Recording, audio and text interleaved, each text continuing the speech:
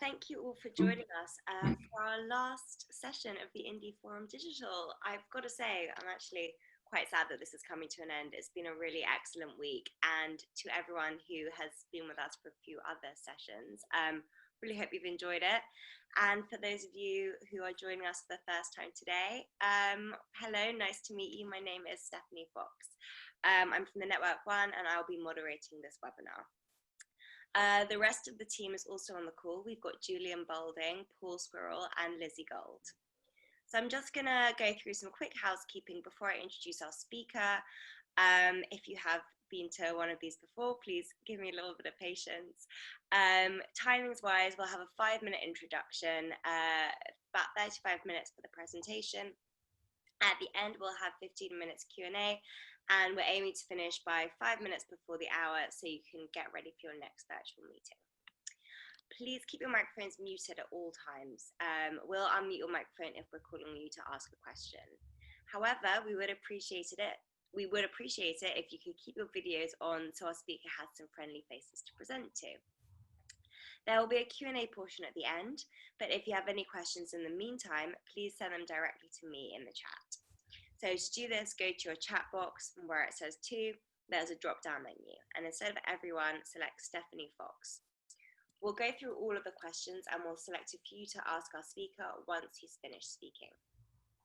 All of the questions should be sent to me in the chat box, not to everyone or not by email, because they'll just get lost. If you'd like to ask Patrick this question yourself, just type "I'll ask" or something like that next to your question in the chat box. I'll then call on you to ask your question when we come to the Q&A. If you prefer for me to ask the question on your behalf, just say so. You should hopefully have your Zoom viewing mode set to speaker view. If not, just click speaker view at the top right of your screen. Patrick will be sharing some slides on his screen, so if you can't see his speaker window when his slides are on the screen, just select show access speaker video. If you have any technical issues, please message my colleague Lizzie either directly in the chat, that's Lizzie Gold, or you can email Lizzie at lizzi.gold@thenetwork1.com. We're recording this webinar, so if you prefer not to take notes and just fully engage, that is totally fine. We'll send everyone a link afterwards. If for any reason the system decides to crash, just wait a couple of minutes and log back in with the same link that you used to log in this afternoon. Thank you very much. Now I'm pleased to introduce our speaker, Patrick Hollister. Patrick's an author, a speaker, and a creative director.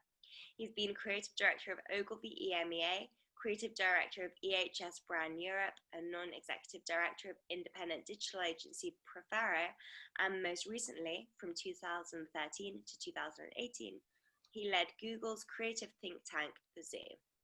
He's a rare creative leader who is equally at home in the traditional and digital worlds of communications, never afraid to tackle difficult questions about the relationship between creativity and business. Patrick will be talking to us today about why a lot of digital advertising is bad advertising and how it can and should be improved. So without further ado, I will now turn over to Patrick. Woo, here we go. So,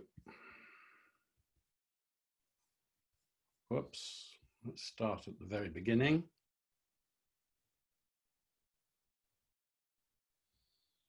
Whoa, it works, brilliant. Hello, my friendly friends and Indiegogos everywhere associated with the lovely, lovely Network One. It's absolutely fabulous to be here today. Though I have to say, it's a little frustrating is that I can only peek into 2 or 3 of your homes. So there's Julian, who clearly lives in a castle. And there we have Paul down below him in his shaker kitchen. We get these fascinating glimpses into people's lives, don't we? As you can see, I read the occasional book, but I don't want you to worry too much. They're picture books. So there we go. I'm going to talk today about why so much digital advertising is so awful and what I think we should be doing about it. And I'm going to talk to you today in my capacity as the creative director of Adlib. And Adlib is not an agency. It's a tech startup. And this came out of Google. Ollie Marlowe Thomas, who founded the company, was at Google. We came across each other and he set up this amazing company. And his mission was bravely to save creativity. And when we started talking about this, I was saying to him, what do you mean by that? And he was saying, well, can we harness technology in such a way that we can actually make the performance of advertising campaigns better? And using AI, the answer is a resounding yes.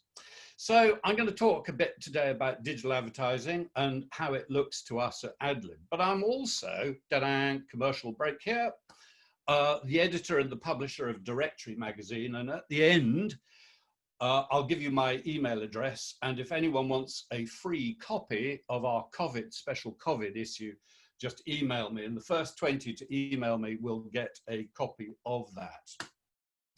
So I guess on with the show.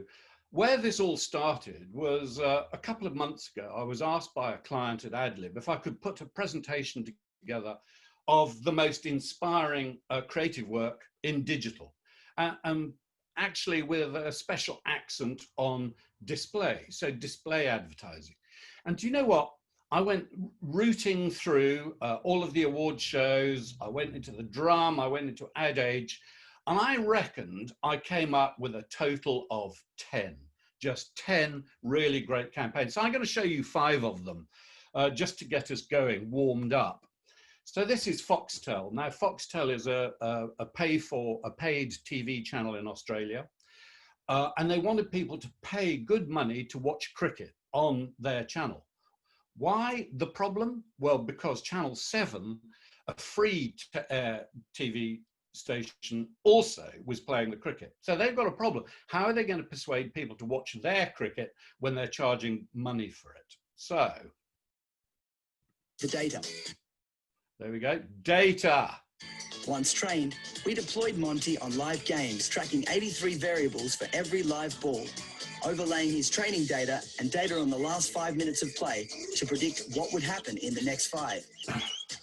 When he predicted a wicket, he triggered an API to serve dynamic creative across pre-roll video, mobile display ads, and outdoor billboards with a call to action to tune into Fox Cricket and watch the wicket fall. So this is absolutely brilliant. This is predictive. So it's using AI, machine learning, to try and work out what's going to happen next. And when the bot reckoned that there was going to be a wicket quite soon, then it sent out real-time advertising to cricket fans in order to get them to log in. The data. I thought this was brilliant too. Also from the other side of the world, this is Colenso for the New Zealand Breast Cancer Awareness Group. And this is remarketing at its very best, because the first time you would see this as a banner ad, it was a tiny little lump there on the left. But then every time the ad got served to you, the lump got bigger and bigger and bigger, until on the right, you can see it was taking over all of the display space in the Google display network. You know, the copy saying, we're not going to go away until you click. And that's how they got 44.6% click-through rate, you know, to get people, women in New Zealand over the age of 40 to take breast cancer seriously. I thought this was genius too, because this is using digital display advertising in a kind of limited space. So this is at Zurich Airport.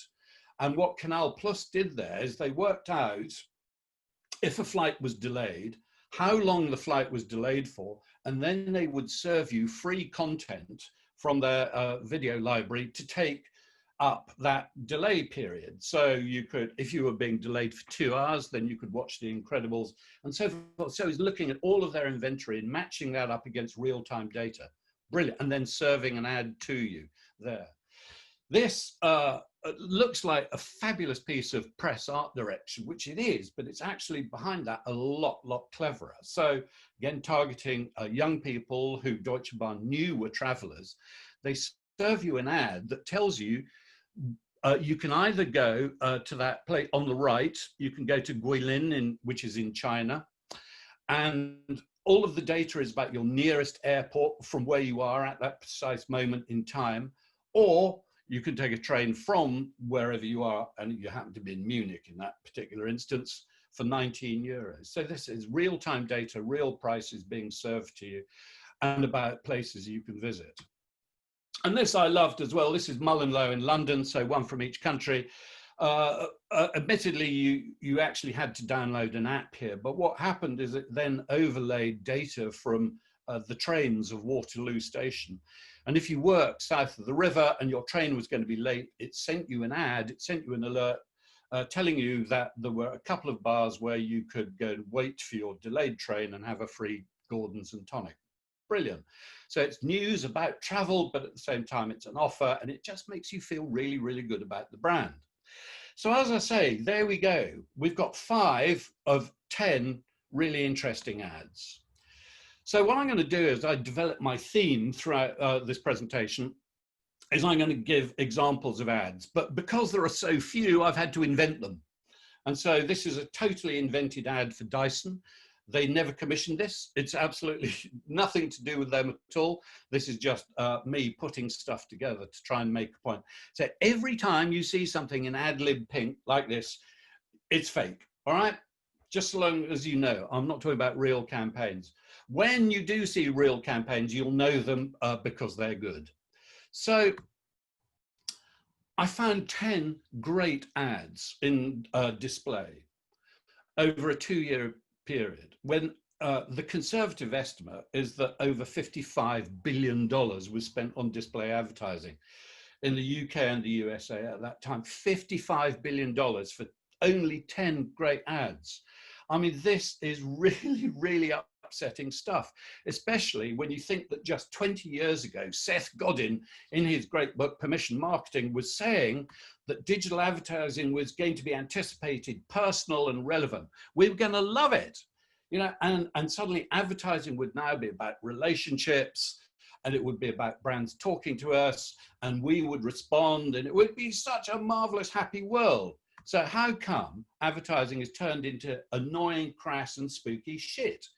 And it is annoying, you know, everything about it. Remarketing is really annoying, crass. You know, we look at what's called branded content, and there we have Kylie Jenner. And I mean, it's just embarrassing. Meanwhile, spooky Cambridge Analytica and what's happening in Facebook just really alarms all of us. In other words, the whole benefits of the digital revolution have completely scooted us by. And I mean, what's happened is that the bots have taken over. They don't really mind where in programmatic they're delivering an ad. So, I mean, this is an ad for pork sliders in the Jerusalem Post. I mean, if I was to find other examples really of brand safety where it's extremely unsafe, there are plenty of them. But for me, what this is a surrender to technology. And that is just plain wrong. The thing that has happened over the last 20 years as a result of this, if you like, gurgitation of advertising through computers around the world is people now hate advertising. They really hate advertising. You know, they don't just say they hate advertising, they really, really mean they hate advertising. And they really hate it because of remarketing. So for example, it was my wife's birthday last week. I bought her a pair of Birkenstock shoes. So why is it I am still being sold Birkenstock shoes?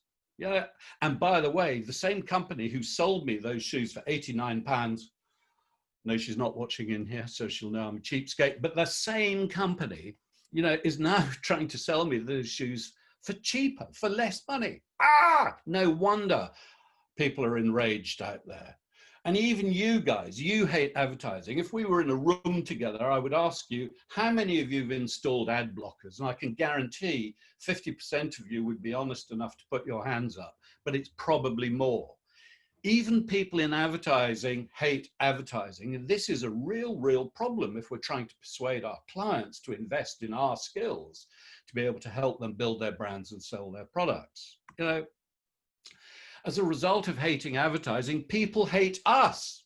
Do you know what I mean? So, I mean, on the right, we have, I mean, honestly, Boris Johnson went into Brexit lying, you know, about what the benefits to the British public were going to be. It's only now becoming evident, you know, what a terrible, terrible porky he told us.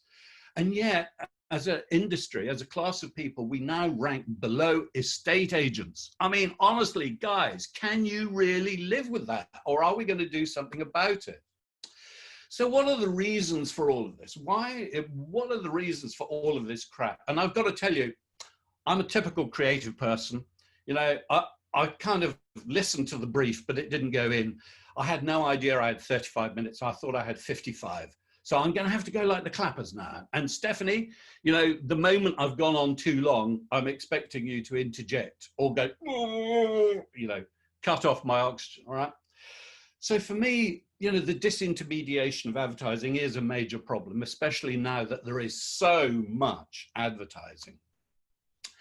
And why this really worries me is that I think creative agencies have been excluded deliberately, you know, from the party.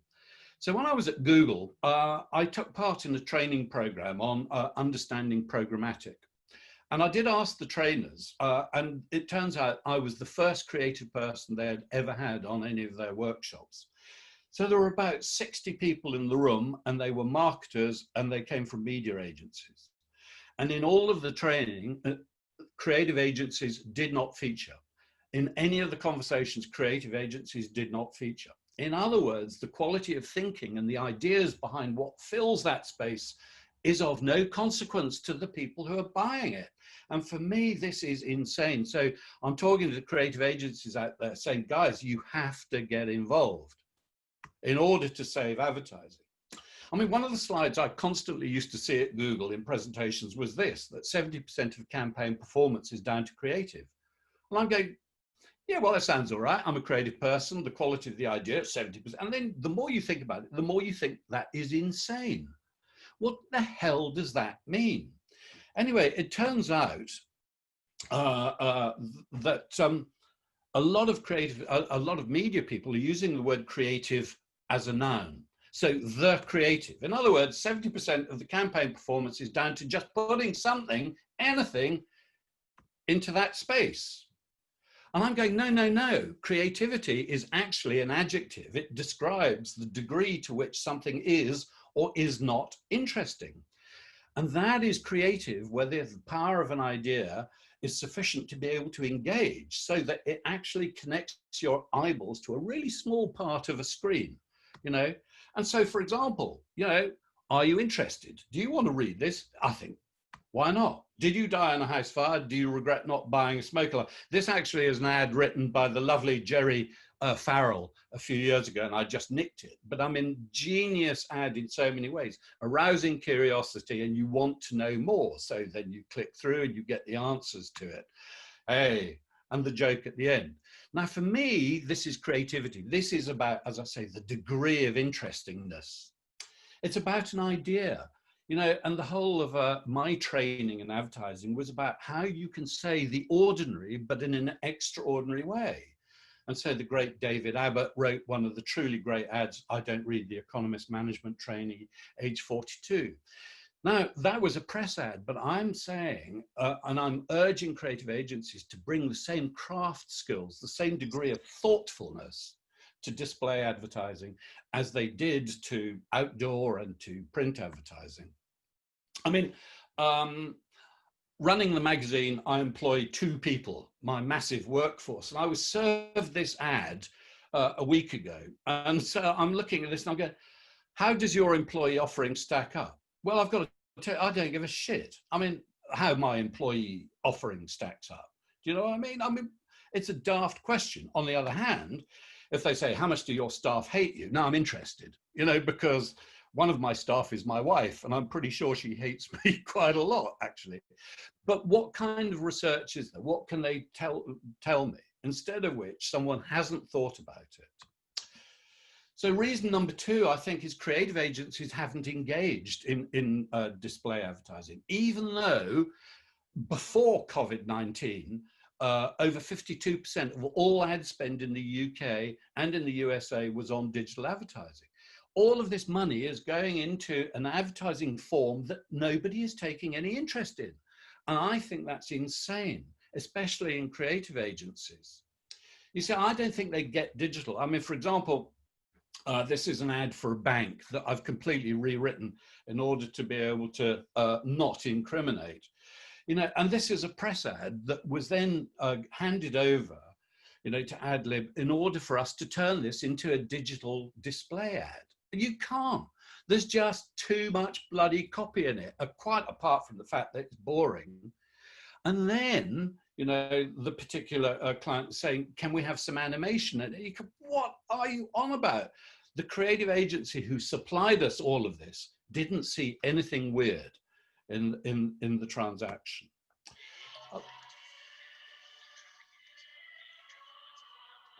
There we go. That won a yellow pencil last week at D&AD. It's a TV commercial. If you were watching that online, you would have skipped at that point. Why? Because absolutely bugger all happens. You know, and here is TV at a time when streaming services are increasing and all the rest of it. We're still writing TV commercials that no one will watch in the digital space. You know, here's another one.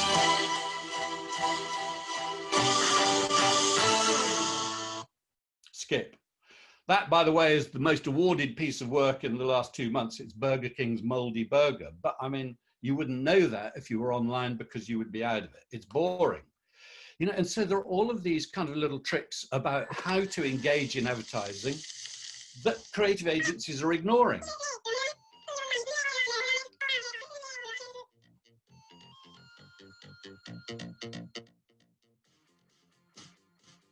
Meanwhile, we have digital agencies who do understand the digital space, but trying to be creative agencies. Now, that particular piece of animation is a video and a film, and I'm sure they're very proud of it. It's just complete bollocks. It has none of, if you like, the engagement and the skill in it that a creative agency, ad agency would put into it. It's just a horrible piece of animation. And when I showed it to a friend of mine who is LGBTQ, she was deeply, deeply offended by it, just because it's poor. So the third reason, I think, is this total surrender to AI, to programmatic.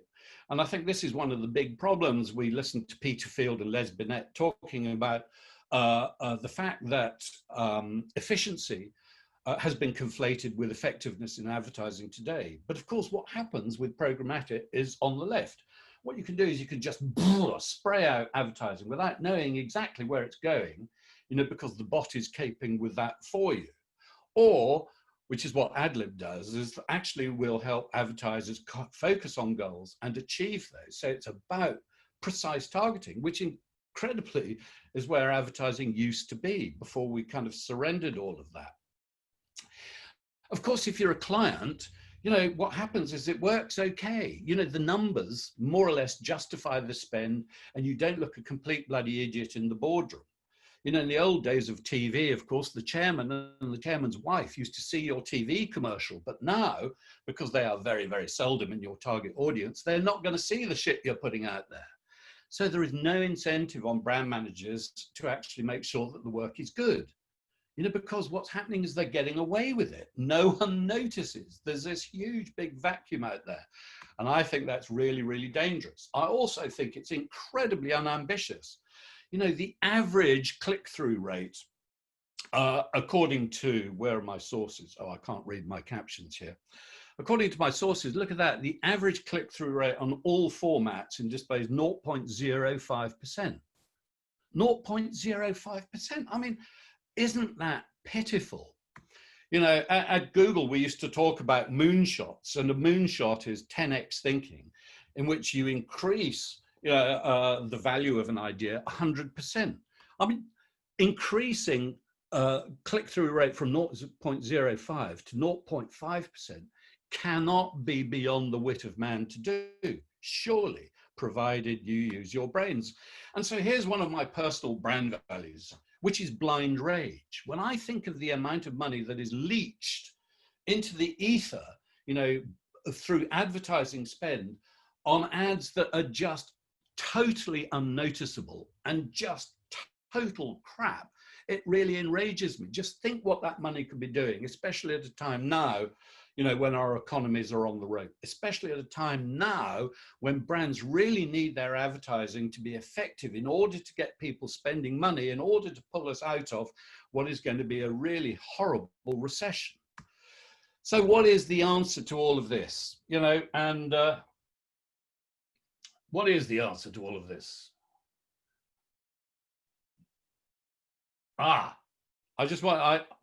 Just before I began my presentation, I wrote myself a note for this slide. And of course, I forgot what it was. But I think what I wanted to say here is the answer is, of course, it's creativity. You know, of course, it's all of those things. But actually, I think it's a sense of responsibility. And it's a sense of responsibility from the creative community to save advertising from itself. So how? Well, I have to say that the buzzword is personalization. But for me, I want to talk about how I think personalized advertising that makes the most of digital is the solution. Because nothing is more interesting than you. When you're online, any advertiser who is serving a message that is relevant to your specific interests and your whereabouts, who's talking to you about you, you're going to be engaged. And so I want to talk about personalization.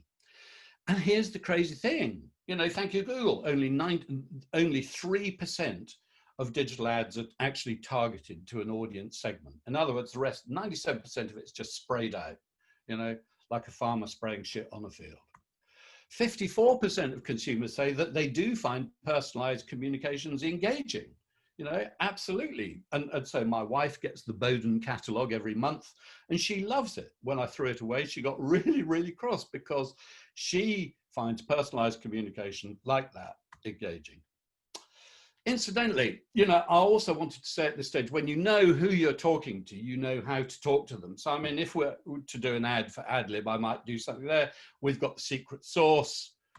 But if I'm talking to people in creative agencies, guys, we can really, really help you polish your turds. You know, that's what we're in the business of doing.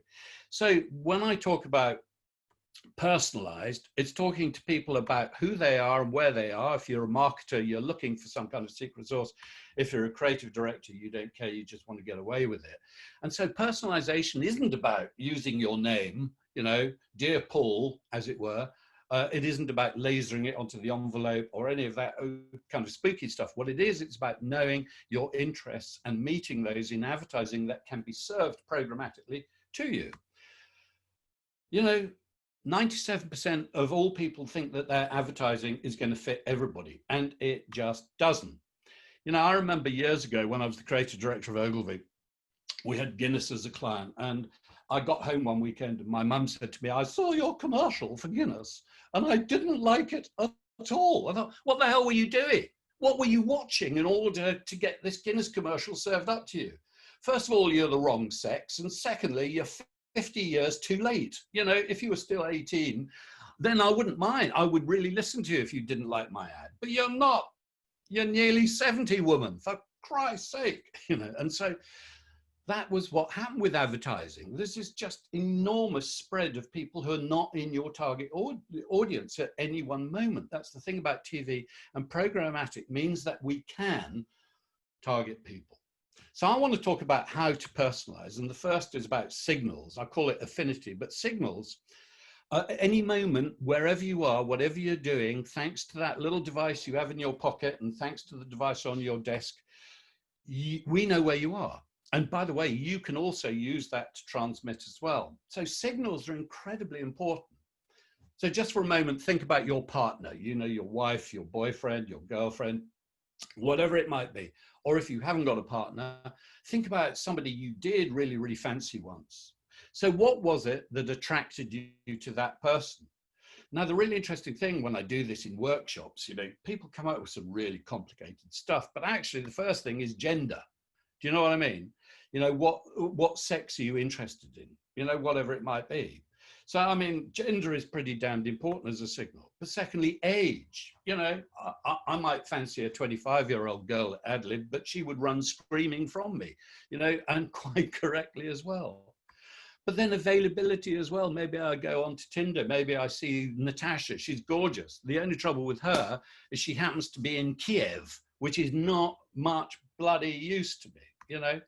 And then there's income. These are really important signals. You know, has this person got the kind of income, you know, that is either going to drain my own or is going to supplement it? And so, and then there are values. Now, I mean, one of the things I was really fascinated by listening to Robert Holzer yesterday, talking about his agency and doing stuff for good. You know, I think you need to stand for something, anything. So, for example, this poster created outrage in the UK when it ran. Are you Beachbody ready? Every single feminist in the country was up in arms. And you know what? It added £1 million in net profit to the bottom line of Protein World within a week, because there were a whole load of people going, I do not want to be told what to think. You know, bugger off, all of you politically correct people. So here's a brand that stood for something. You might not identify with it. You might not want to sympathize with those thoughts, but there are people who do. And so one of the things I'm talking about here is brands. If you stand for something, then stand for it. Just don't be bloody vanilla. So I've created a fake brand here called Whoosh. Whoosh is a kind of a broadband telco. And so if we're talking about signals and affinities, what about gender? I mean, one of the things I find amazing is that women's football is absolutely on the rise at a time when I have to tell you that men's football is not. You know, if you look at the data, you can see that interest in football from boys is declining. Not much, but enough. Meanwhile, the last time the Lionesses played at Wembley, it was a sellout. So, for example, you can serve the same ad to women on the left as you can on the right, talking about special broadband bundles, including Sky Sports. What about age? Again, you know, Whoosh, if you take one of these bundles, you're able to tap into Sky Movies, into all of the movie channels. And by the way, you can also start tapping into the repeats of Dad's Army, still as good as when you had hair and teeth.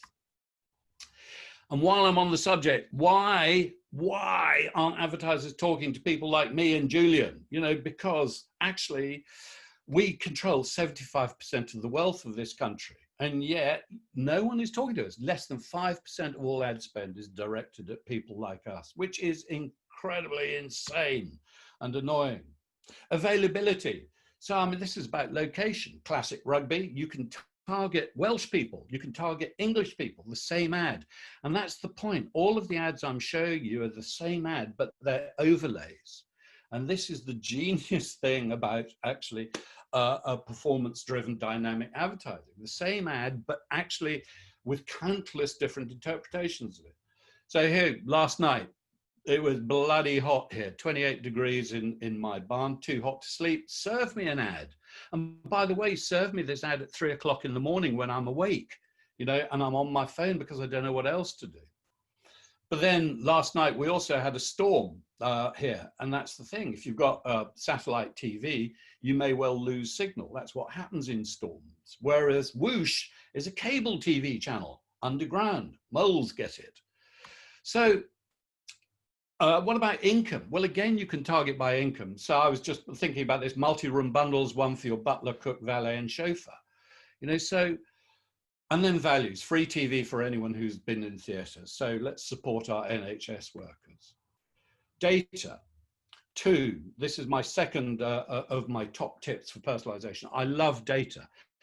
When I started work at Google, I mean, honestly, I was hoovering up data. And data comes from anywhere. You don't actually have to have special data miners. So for example, Reckitt Benckiser asked us to look at Direx in Italy. And Andrew, who worked in the zoo at the time, just went and took a look at Google Analytics to see if Italians searched for sex. And it turns out they do, but in August. So, I mean, what are they doing for the other 11 months of the year? Now, that data has given a real insight into an Italian way of life, which is now they're working so bloody hard or whatever, that they haven't got time for sex, except during the holiday season.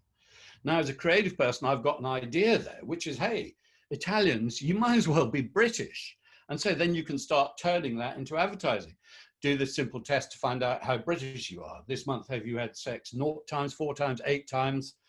The joke is all of those are British, but 16 times, well, hey, you're an Italian, you know, and then you turn that into an offer. So, I mean, you know, data leads to insights that almost always lead to an idea. And Spotify began showing us the value of data when they started talking to us about the kind of people who are listening to the kind of music they offer.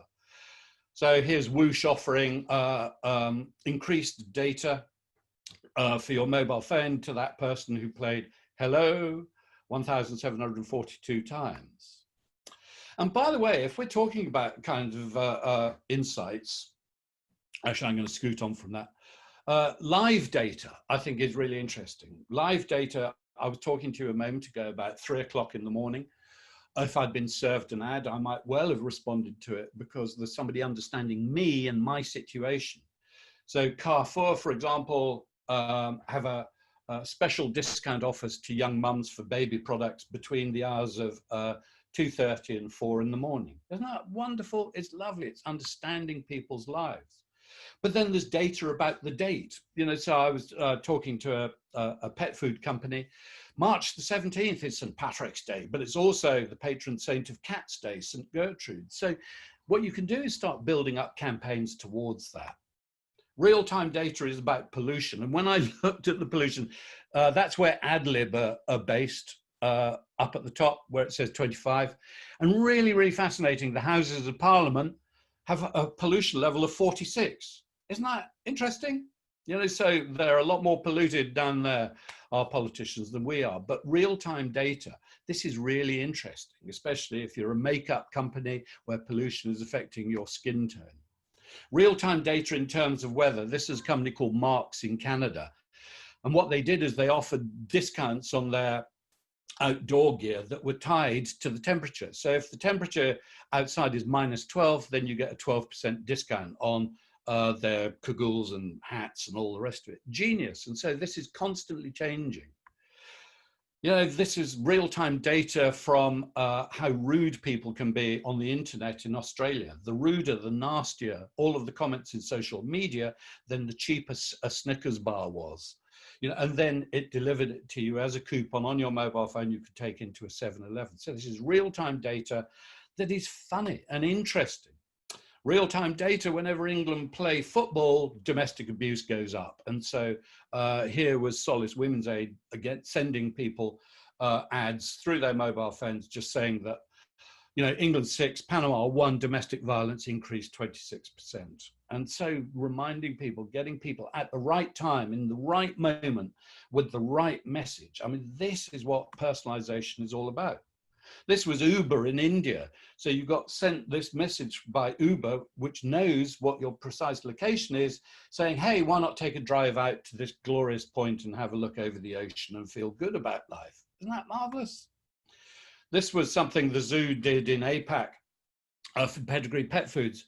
If you downloaded the app, the moment your dog went missing, if you hit the app, then it took over the entire Google display network in a 2-kilometer radius to let people know that your dog was lost, because someone might find it and bring it back to you.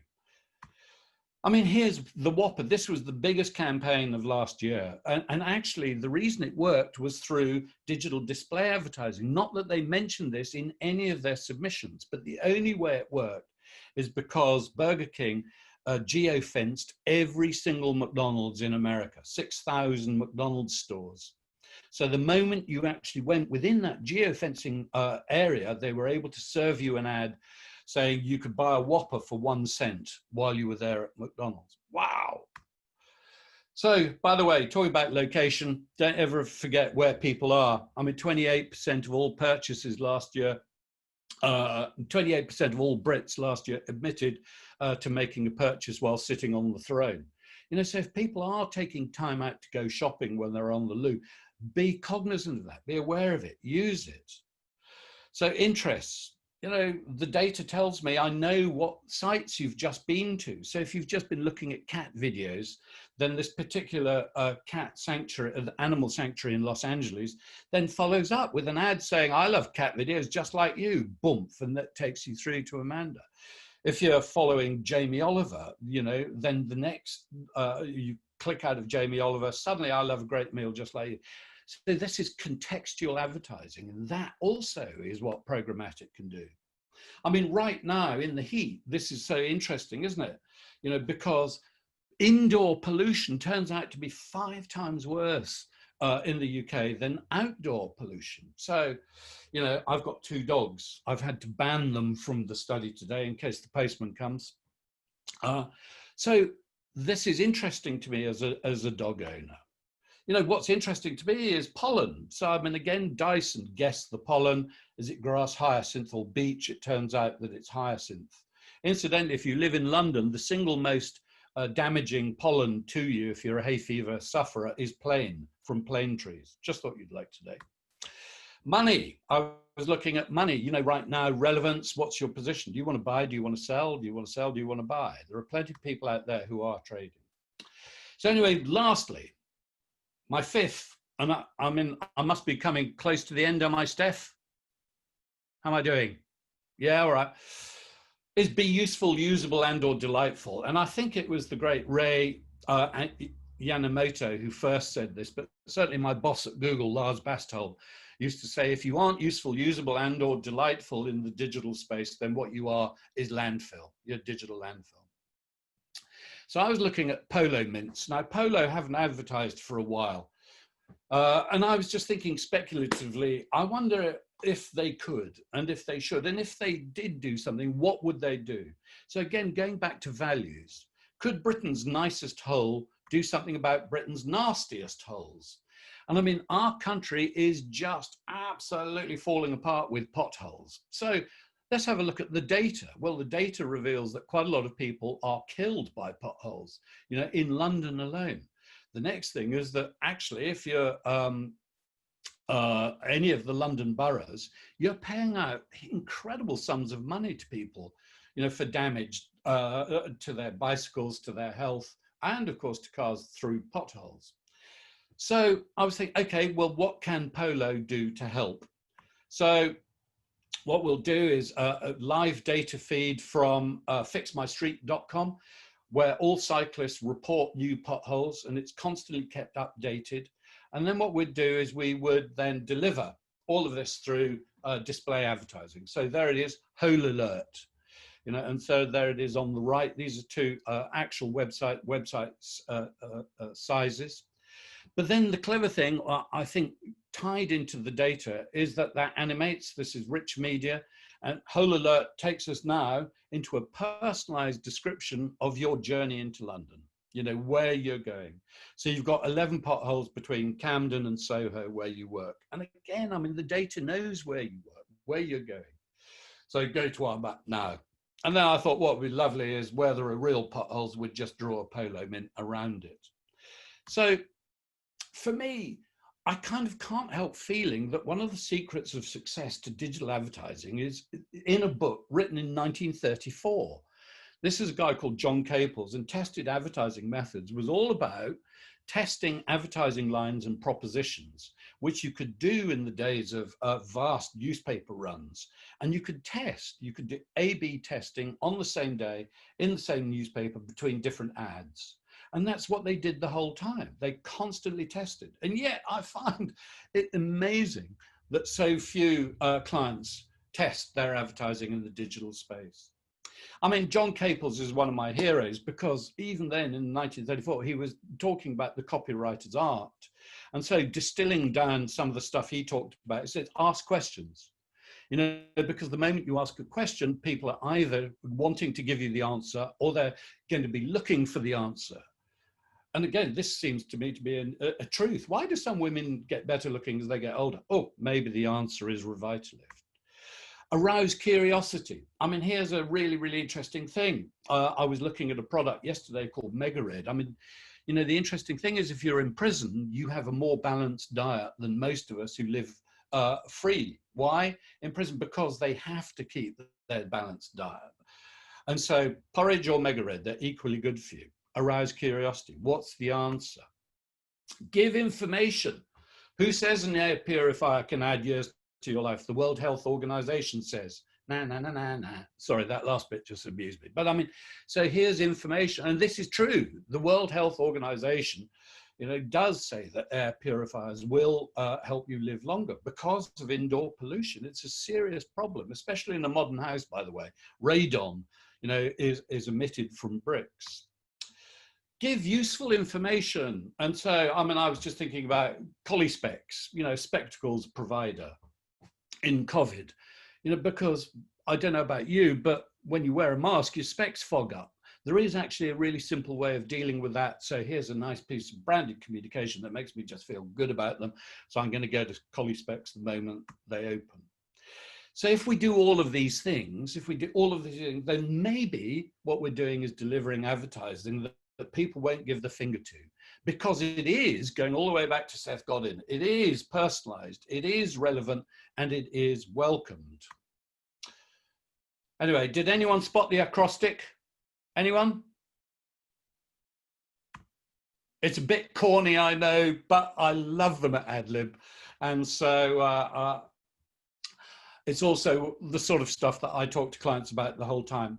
As I said at the very beginning, we're not an agency. And so if any of you out there want to talk about how we can work with creative agencies to help you deliver better performance in your digital advertising, then email me, patrick@adlib.io. But if you want to talk to me about the magazine and you want a free copy of the magazine, then email me, patrick@directnewideas.com. Well, I went on a bit long, Steph. Sorry about that, but hey, we made it. That's fine. No, you've actually finished just about in time, so that is okay. We've had a couple of questions come in, so we'll quickly go through those.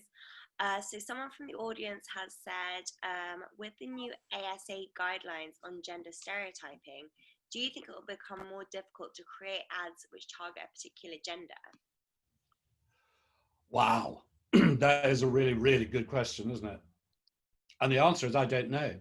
It's one of those things where I think we're going to have to feel our way through this. I mean, one of the interesting things about COVID is feeling how brands have been feeling their way through how to respond.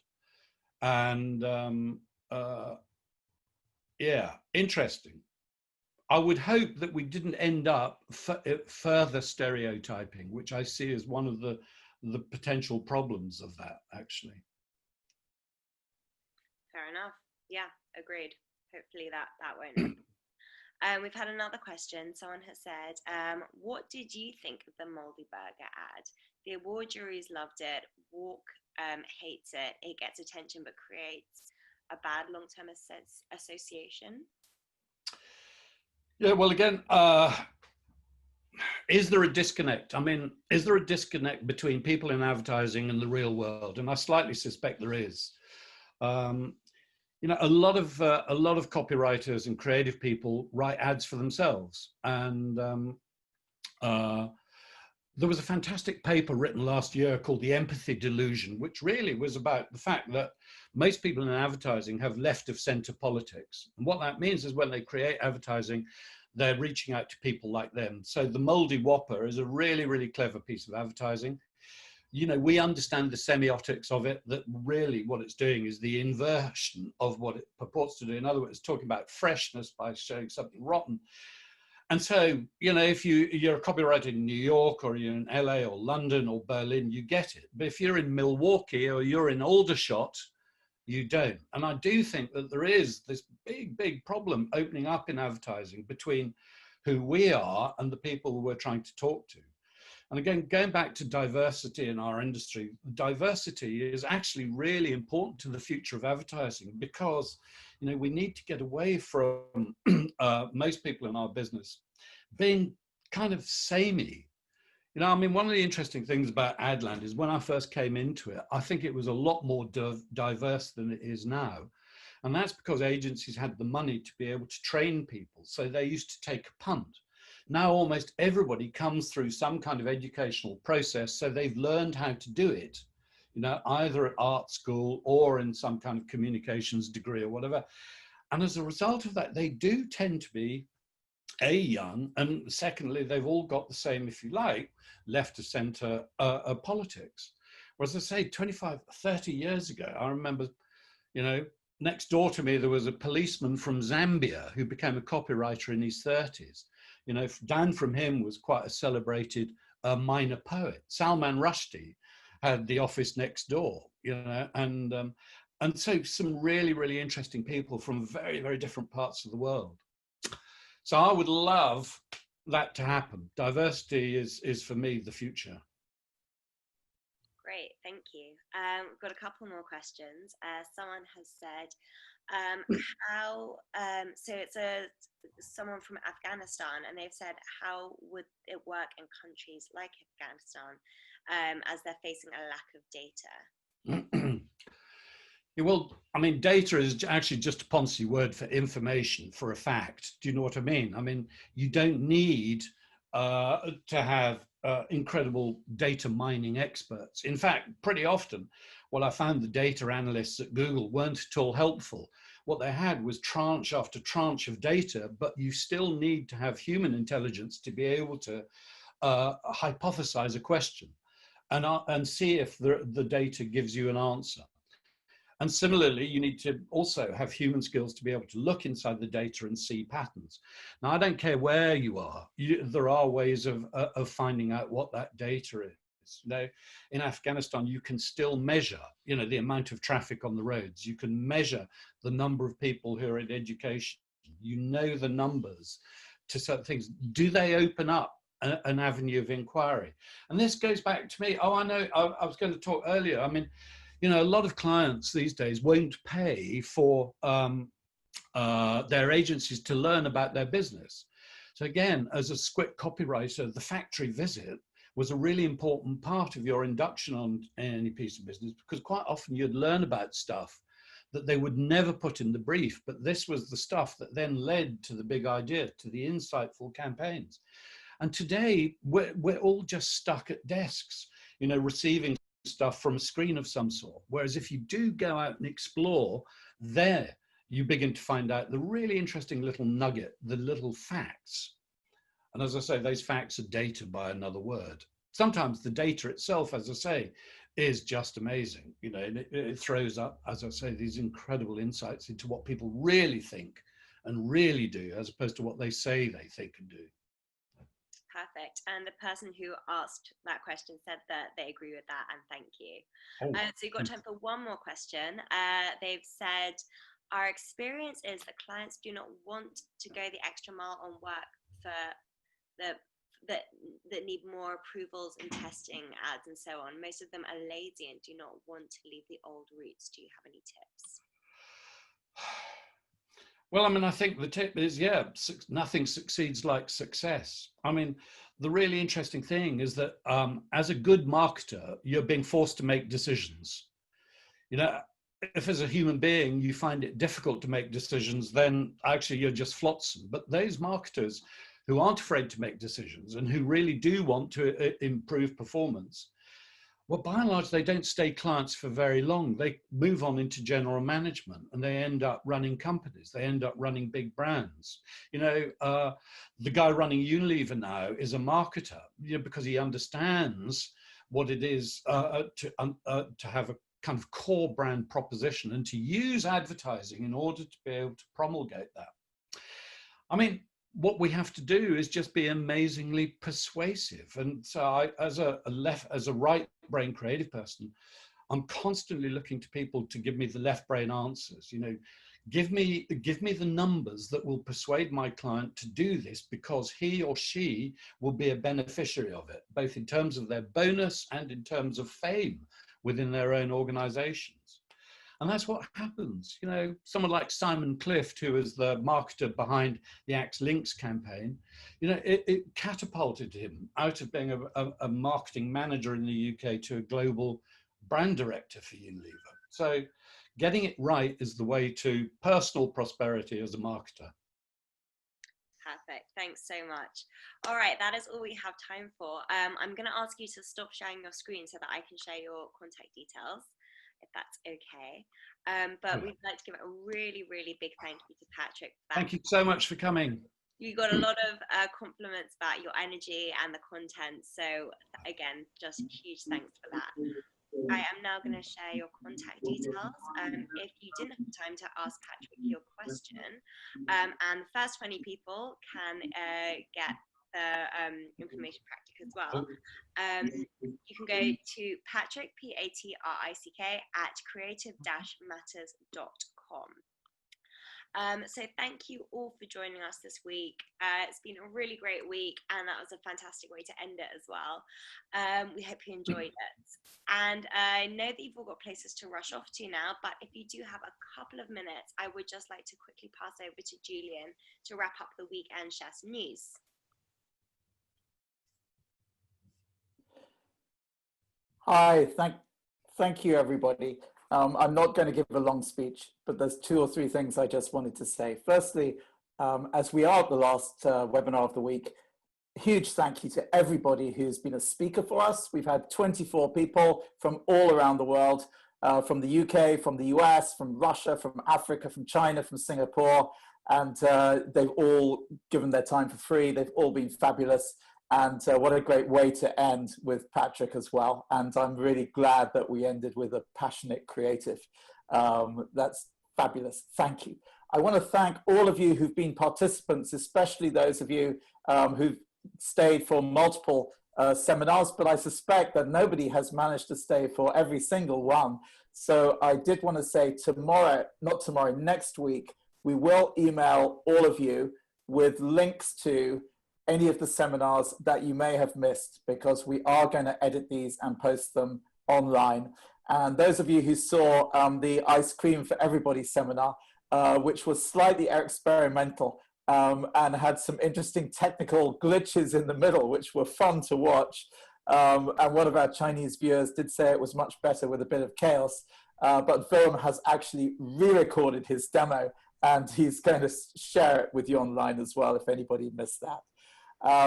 The last thing really I wanted to say is the show goes on. It goes on in 2 ways. Our Wednesday webinars will be continuing throughout July, and we have a fascinating webinar on Wednesday, obviously being a Wednesday webinar, which is going to be hosted by Rand Blair and Ella Levenbach, and they run a company in Tel Aviv in Israel called Percepto Digital.